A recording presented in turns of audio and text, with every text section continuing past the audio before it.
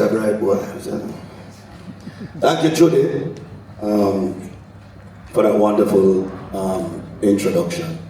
I'd just like to say thanks to everybody for coming here on the first day of the Island Music Conference. I noticed that a lot of people are from different countries. I like to see how it is mixed and have that kind of global appeal to the whole thing.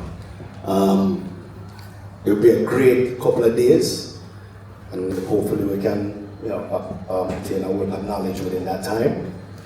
And this whole thing was really put together based on just want to really start from the love of music, love of culture. I always say that our culture is one of our biggest export, if not the biggest export. And I have seen in so many instances and so many there were so many times, for lack of a better word, so many times that we've seen where so many different entities, people have come in, taken the culture and made so much of it. And they made empires out of this culture. And I think this is an opportunity for us to really just kind of sit, meet and greet with each other, network with each other, and kind of figure out, just how we ourselves can really monetize our own culture within ourselves,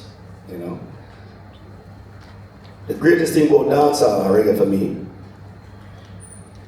is when you think about dancehall itself. I remember there was a guy by the name of El General. I don't know if anybody here knows who El General is. From Panama. You probably know El General as a person that really started off the reggaeton, right? But did you know there was a guy before him? His name is El Gringo. Somebody might know this. So El Gringo was a guy who started it first and he got incarcerated. El General used to go to a school named Erasmus Hall. Anybody from Brooklyn? All right, well, and he went to Erasmus Hall High. Erasmus Hall is the second oldest high school in the United States, and it is actually a very famous high school because it also was an academy of the arts. It was a school where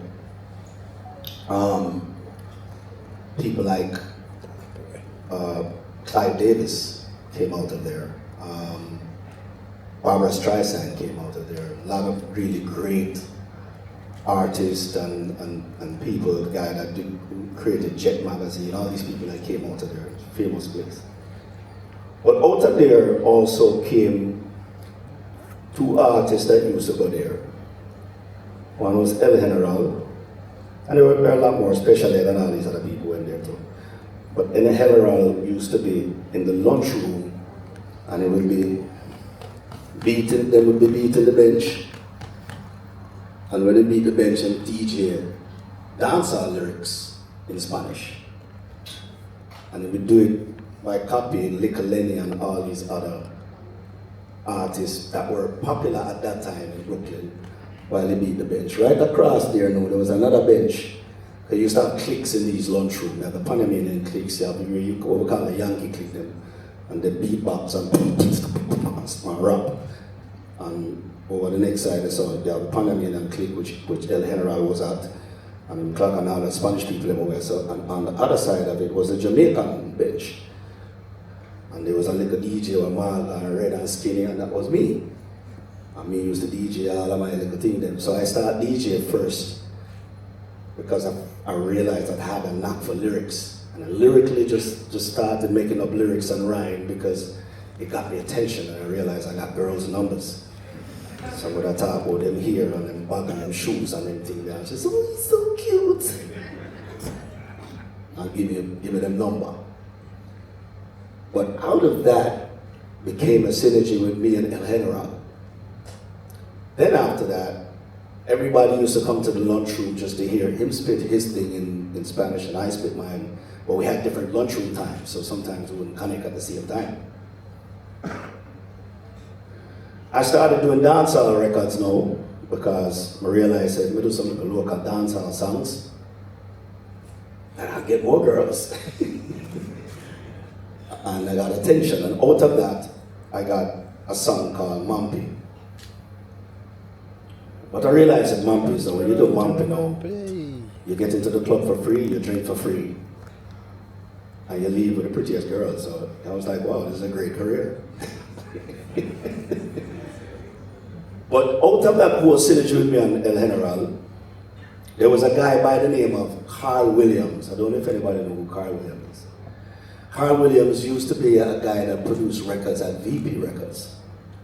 And Carl Williams started to produce some songs for VP, and he would do them in Spanish. One of the artists he started to use was El General.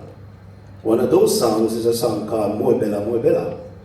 And if you don't know that song, you should know that. And another one called Tupum Pum. Both of those songs became two of the biggest reggaeton songs, and that was the birth of reggae song that happened reggaeton that started right here in Brooklyn. What a lot of people don't know is Carl Williams, the guy from VP, was the guy who actually named the genre, because they used to just call it Spanish reggae. And he named it and he called it reggaeton, not reggaeton. But after people said reggaeton, it became reggaeton. Carl Williams to this day works at Miami International Airport and is what I call one of the unsung heroes of this genre. So, the thing why I'm saying this is because that also comes from this thing I will call as a name dancehall and reggae. Out of that, everybody know the Kool Herc story. The Kool Herc story is Kool Herc going back to the Bronx with this kind of dancehall vibe, which of course created hip hop, right? Now, I'm gonna go even on it, and I know the Africans are like going at me at this, but I have to tell it as it is. I used to go to Kenya, Uganda, Tanzania, all over Africa. First time I went to South Africa was in 1994, I think. And what I realized in these places, that time we used to play stadiums, a lot of these places. And when we play these stadiums now, if you go into the streets of Kenya and Uganda, places like that at the time in 2000s and the 90s at that time, the main music you hear coming out of the minibuses and in the clubs and their dances was dancehall. I did a concert at a stadium, I think it was in Nigeria, if I'm not mistaken. Pacho was on the bill the night, and we played the stadium. I headlined the night. A lot of African artists was on there. And when last year when I was at Clive Davis Grammy party, I was in the line walking, and we ran into Burna Boy, who reminded me of that particular concert. And tell me, say, yo, you know, remember somebody there at that concert there? Because he was one of the guys that was opening for that concert. And he said, yeah, man, I need to get your drum on some weed. When we talk about the drum, I say, yeah, man, they know I burn up them time, I burn up why they go do it. So this culture is mixed up in every single genre there is.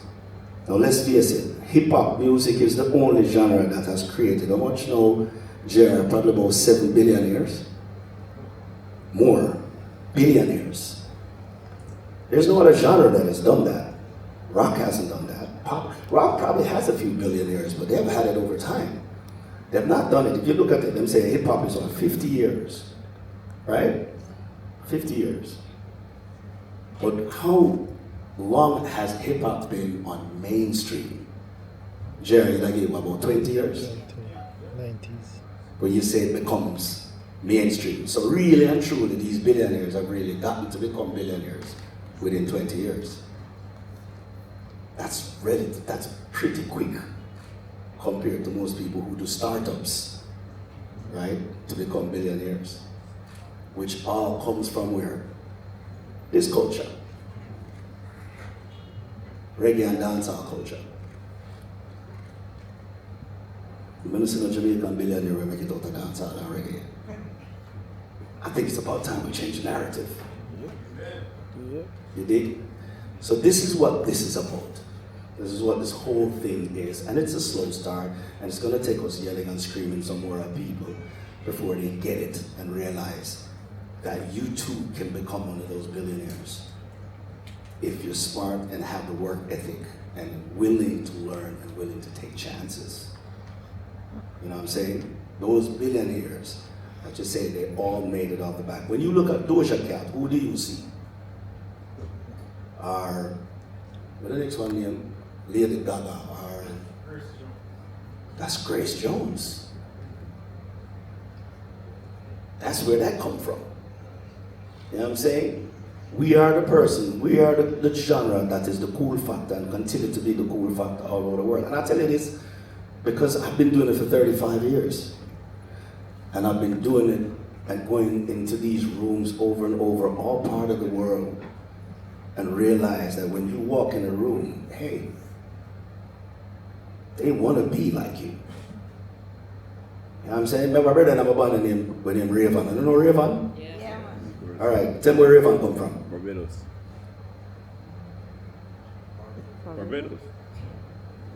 Raven is Bayesian. That's right. A lot of people didn't know that. But you would basically go to places. I remember meeting a lady, I think in Switzerland, and the woman come to me and said she wanted to exchange some emails and what, you know, she was, you know, music business thing. And I said, all right, yeah. I said, yeah, here's my email, they can link us one day. And she says, email? You guys have internet in Jamaica? And you might think that and laugh and want to say, oh yeah, but people think that at some point because they don't know. You know what I'm saying? But at the end of the day, a lot of them just want to be within this culture and lock onto it. So we should recognize what we have and really put our foot forward in trying to capitalize on it and trying to make it be bigger. And don't be scared of actually stepping out, because you cannot achieve greatness without being uncomfortable. You only find your best you being outside of your comfort zone. And you have to try to be uncomfortable to make that happen. I say it over and over again every day. You know what I'm saying? You don't want to be the hamster in the wheel. If you're the smartest guy in the room, again, you're in the wrong room. Always be around people that are smarter than you, that have achieved more than you know what I'm saying? And that you can teach, that can teach you something you can learn from. Because no matter what room you're in, and how many billionaires that I've been around all the time, and I've been around quite a few of them, sometimes on a daily basis. There's one thing they have, is cool factor. And that's what we have in abundance here. If we could take the cool factor and talent that we have and merge it with some work ethics, we're unstoppable. And know-how. It is easier now than before, because back in my days, I said my days because I kind of age myself still, but in the early days, anything you wanted to know about the music business, there was a book called Everything You Wanted to Know About the Music Business. And they had a couple of different editions, everything you wanted to know about music publishing, everything you wanted to know about touring. You remember those books? Or you have to have a lawyer that, you know, can explain things to you, or a manager that probably won't explain it to you because they don't want you to get smarter. Now you have your device. And you can pick your device up and you can fact check anybody that's selling you bullshit. And you can learn it. And you can stay on top of your game. People worry about the major companies. I think it's going to get to a point. I sat through the whole AI panel a little while ago, and it's a world of possibilities. It's so exciting First of all, everybody I use AI, and I want to admit to them I use AI. I think y'all heard about the whole thing the other day with TikTok, where they pulled all their music from TikTok, right? And what did Universal say? They pulled it because of pricing, right? They weren't getting enough royalties, so then they pulled it from YouTube. Come on, get away from one of this. I like that, JR. I keep referring to JR because JR is my numbers guy. or Jamaica's numbers guy, I should say. Because I think, who would be that maybe the reason why I didn't pull it is because of AI? Because when you listen to the amount of possibilities that they're talking about earlier with AI, you know, it's going to be an interesting future. But what it does, it puts the power in the hands of the artist for the first time. That's right. You know what I mean? And you should not be scared to be an independent artist betting on yourself. You know, I've been without a major label since like 06, I think. You know, the last major label I was on and signed to was Universal. And I remember the minute I was dropped from that label, I was dropped because I insisted I wanted to put a dancehall record out, and they really didn't see eye to eye on that. Which I put it out anyway, and that song was Wild Tonight. And then dropped me right after that. The very next song I wrote after that was a song called Church Eden. And I spent 19 weeks at #1 at Back into the Court. And I went exactly for what it is. Every time, it's almost like a challenge. Every time somebody does something, it's a Jamaica way, you know. When a man says, they tell the Jamaica man, say, don't touch a light switch, you gotta touch it. The minute somebody say you can't do something, I'm like, okay, watch me. I remember doing some tours, and I realized I was not getting. Anybody said that the team when I cuss off the people up on stage that they don't Germany. Yeah. But them promoter, there are some promoter who started with me from about 1996. I have my bombastic tour, so I know them boy. And my gripe about it is it's the same gripe I have with a lot of promoters that I see when it comes to reggae artists. Reggae artists, because there's so few outlets for them, a lot of them are scared to stand up for the injustice that might be thrown at them because they don't want to lose that one opportunity. I have no problem yelling and screaming because I have many opportunities. I remember at one point I was not getting any reggae festivals. I wonder why, boy, I don't come and I get a reggae festival. Till the agent tell me, said, the festival promoter them said that, boy, I'm not Jamaican, I'm not Jamaican enough, I'm not this, enough and that. Now these are white promoters from Europe that has never been to Jamaica one time, but yet still have an opinion on how Jamaican I am. I'm nearly that's all, I'm born that's all, I'm raised that's all. So, what I did to combat that, I did an album called Out of Many One Music. And I made sure to do it with reggae artists. If you know listen to the album later, everybody would have used to put on them show or put them on the album. And then we do it with Sly and Robbie. And me and Sly and Robbie will tour it. I'm gonna make sure I get them to show them. I'm gonna get them to show them cheap, cheap, cheap. Drop all the price. But when I got on their stage, they had the biggest crowd that night. And everybody was standing out of trees and hanging out, and they were all singing all my pop songs. And at the end of the day, what did it prove? Not a damn thing, because they still do the same shit. You know what I mean? Mm-hmm. But what we have to start doing is realizing our value. Mm-hmm. And the only way we get value is to create a movement. It can't be Shaggy and Sean Paul alone with those numbers. We are not the future, I'm sorry. The future is these young artists that's coming up right now, and they gotta be armed with knowledge, right? And work ethic to take the shit out. what we should do is stand as some people who can help these artists and provide a platform for these artists. Anybody want to look at my track record? But it wasn't me, but an unknown artist named Rick Rock. You never hear about him before. Shit, you never hear about him after. What, it wasn't him.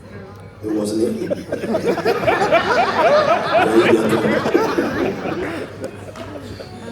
I did Angel with a then unknown artist by the name of Rayvon. I also did Summertime with him, that was a big hit, and Big Up was a big hit. Same artist. I did I Need Your Love with my brother Costi right there, with two unknown artists at the time by the name of Mohammed and Fady. They were local artists at that point. I just did a song with an unknown artist by the name of Conqueror. Want to know him? Yeah, sure. And Conqueror had an album, a song called Banana, which was 2 billion stream in the middle of the pandemic. We released that. And then we did Go Down There with me, Spice, and Sean Paul, and Spice is a local artist again. And we just sold gold on that one. I'm sure y'all seen it. We're at 125,000 on our album. That song was produced by Costi. Stand up and say how you produce that song there. Interesting. Costi and I, we did Go Down There with Spice and Sean. Right? And we created those songs. But them songs that we used to do on the track records, they're all local artists. They're all new artists. I rarely have songs with big superstar, because with superstar artists come superstar egos, and I can't fuck with that. You know what I'm saying? I don't want to say, all right, well, I'll do a television show, and they tell me, say, well, I need 6 first-class seats and 1 for my puppy and the other 1 for my puppy's assistant. It might sound strange, but those requests come in, and it's fucking very annoying. So I'd rather go in, you do whatever it is that is inspiring. You might see me work with an artist, and as one I say, where should I get with the artist there? I don't understand where I'm going with that. But I'm inspired by that. I'm sure a lot of you were confused when I was doing a whole album with Sting. Most people were. You read that on paper, you're like, what the fuck is this? He's dealing with some rocker from the Police, I don't know. How are they in common? But the inspiration was so much. We got in the room and he was inspired by me and I was inspired by him. Right. So sometimes you make the record based on the inspiration of what that person is bringing to you to inspire you to create greatness. We won a Grammy with that album. We had the second largest tour that year. We toured for a year and a half. It's probably the most lucrative tour I've been on, personally. You know? But it comes from an inspiration. And sometimes when you use these big artists, I'm not as inspired as I do when I meet a little young artist from Jamaica who come with a vibe and an energy. And that person makes me want to create something that is outside the box. It's magic when I'm in the studio with Spice. It's just magic. Because when you're writing these songs and giving her, I got Shane who sang, Shane stand up and them say, stand up Shane, shout, so you never see me if him stand up. Yeah, man, jump. Shane produced a lot of songs with me, but he also did Mood with Kes, which is, you know, big record for Kes. Me and Kes, and when we're in the studio with Spice and we write a tune on the Spice, and Spice start DJ, so sometimes pick up the and see she there, I can't tell her, she pick up the paper and she look on it, and she said, all right, well, take bet, 1 go. I would take bet, and she go in there, look on the paper a little bit. She said, then sing the melody again. Sing the melody. We press record, and she just shut it off, and when she done, And she just goes and play the beer my back.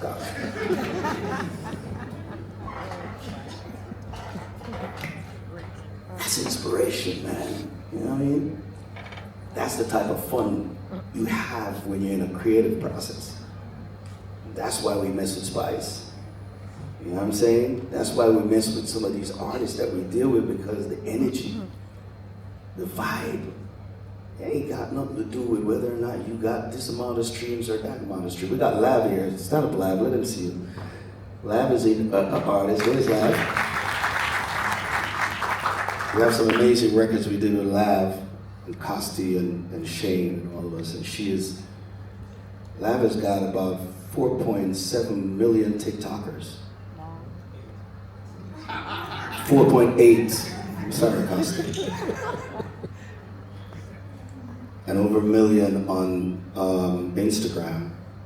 And that's just from her being creative and doing all of these stuff. And we're doing some incredible music. But again, you're inspired by these things. So it don't have to be. You sit down, sometimes we sit down and we say, if I remember one time, I didn't watch them, I wanted them, and then at the end, I say, yo, I'm not wait up on that fucking feature. Because you don't have to sit here and wait on some big name to get by your tune. You create something that is incredible, and the thing is this: stars represent culture, superstars shift culture. And there's always a culture shift, and it just takes a superstar. And the superstar is right here, is here. But what you don't want is a superstar to come up now and doing his or her thing, and you don't have the right team. I mean, if you didn't see that thing there with Magic Johnson, they are all over the internet. You know, if you never spotted where they might ask Magic Johnson if him think him as the greatest basketball player.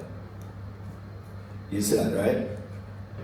And him said, yeah, I'm the greatest basketball player. And the brother looked upon him and said, well, you have the greatest agent, the greatest manager, you have the best manager, the best agent, the best coach, the best.